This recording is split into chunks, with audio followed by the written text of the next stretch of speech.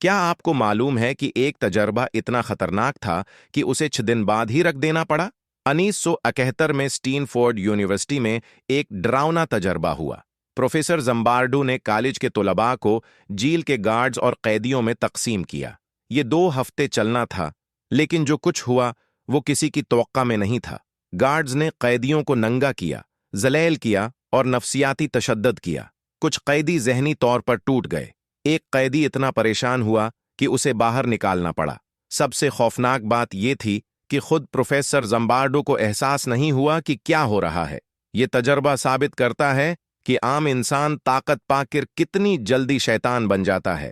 آج بھی یہ تجربہ نفسیات کی تاریخ کا سب سے خوفناک باب سمجھا جاتا ہے۔